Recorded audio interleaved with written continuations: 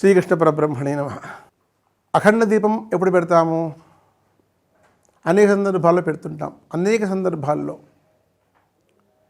యజ్ఞయాగాదులు, వివాహాదులు, శుభకర్మలు, నవరాత్రులు, ఈ విధంగా ఇంట్లో ఏ శుభ కార్యక్రమమైనా, ఏ దేవతా పూజ చేసుకున్నా అఖండ దీపారాధన. అసలు దీపారాధన ప్రత్యేకత ఏమిటి? అఖండ దీపారాధన అంటే ఏమిటి? మనం చేసే కర్మ ఏదైతే ఉందో, శుభ కార్యక్రమం ఏదైతే ఉందో, దానికి ప్రతీక అఖండ దీపం. నవరాత్రులు చేస్తూ ఉంటాం, కలశం పెడతాము, విగ్రహాలు పెడుతుంటాము, అలంకారం చేస్తాము, పెద్ద పెద్దగా చేస్తూ ఉంటాం. అవన్నీ ఒక ఎత్తు. ఆ పక్కన ప్రత్యేకంగా వెలిగించబడిన అఖండ దీపం ఒక ఎత్తు. ప్రపంచమంతా కూడా నీటిమయము. భగవంతుడు జ్యోతిస్వరూపుడు. అమ్మవారైనా అయ్యవారైనా మనం నిర్ణయించుకుంటున్నాం, అమ్మవారు ఉంటున్నాం, అయ్యవారు ఉంటున్నాం. కానీ అతీతమైన ఆ శక్తికి జ్యోతిస్వరూపం మాత్రమే ఉంది. జ్యోతిస్వరూపుడైన ఆ చిహ్నాన్ని మనము వివిధ రూపాల్లో అర్చన చేస్తూ ఉన్నాం. కనుక ఆ జ్యోతిస్వరూపుడైన ఆ శక్తిని శక్తి రూపంలో, జ్యోతి రూపంలో ఆరాధన చేయటం ప్రాధాన్యంగా చెప్పుకోబడింది. కనుక నవరాత్రాల్లో దీపారాధన చేస్తాం. మరి వివాహాదులలో అక్కడ ఆత్మశక్తి మనిషి యొక్క సంకల్పాన్ని వైకల్పికం కాకుండా, ఇతరత్ర ఏవి కూడా అడ్డుపడకుండా, ఆత్మశక్తి సన్నగిల్లకుండా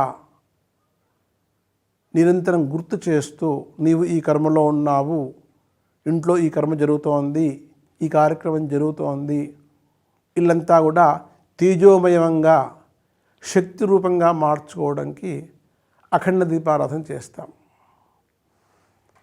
అఖండ దీపారాధన. కొండ ఎక్కితే ఏం చేయాలి? ఆ సందర్భంలో అసలు కొండ ఎక్కకుండానే చూసుకోవాలి. అందుకే అందులో ఒక వత్తికి 2 వత్తులు వేస్తారు. ఒకటి కొండ ఎక్కుతోందనగానే రెండో దాన్ని వెలిగించుకొని దీన్ని సరిచేసుకోవడం, మళ్ళీ దీన్ని వెలిగించుకోవడం, ప్రత్యామ్నాయంగా పెట్టుకోవడం అఖండ దీపారాధన. వివాహాదులలో, శుభకర్మలలో ప్రతీకగా పెట్టుకోవడం, గృహప్రవేశం. ఇవన్నీ కాకుండా మనిషికి ఏదైనా సమస్య వస్తే కూడా ఆ సమస్య తొలగిపోవడానికి దీపారాధన చేసుకుంటాం. అది కూడా చిహ్నమే. ఇంట్లో అనారోగ్యంతో ఒక మనిషి ఉన్నాడు, వెంటనే ఆరోగ్యం బాగుండాలి, ఆ మనిషికి చక్కగా లేచి కూర్చోవాలి, అన్ని పరిస్థితులను సర్దుకోవాలి, వాతావరణం ప్రశాంతంగా మారాలి. ఓ దీపారాధన చేసేయడం, ఆ దీపా నమస్కారం చేసుకోవడం. యావత్ భాగీరథీ గంగా యావద్దేవో మహేశ్వర యావత్ ప్రకాశతే భాను తావత్ వంశు స్థిరో భవ.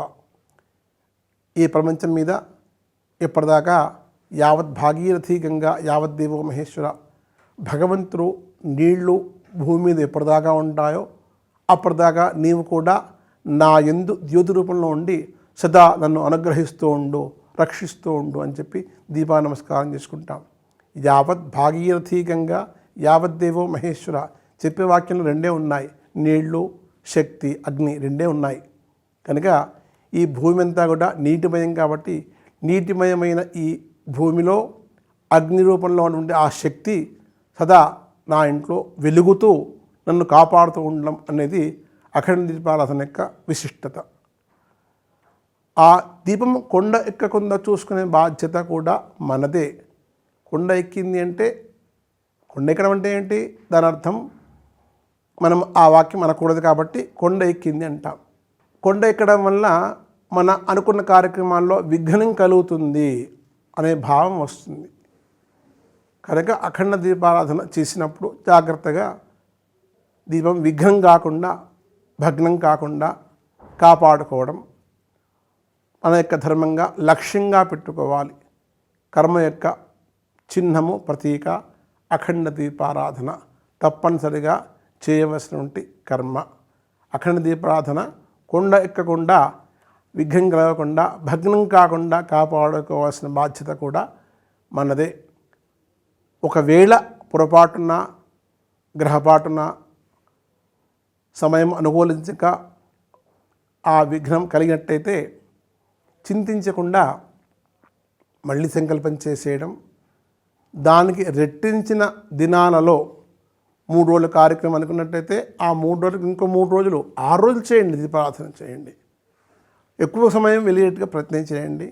ఇంకో దీపారాధన చేసుకోండి. స్వామి అనుగ్రహాన్ని, ఆత్మశక్తిని పెంపొందించుకోండి. స్వస్తి.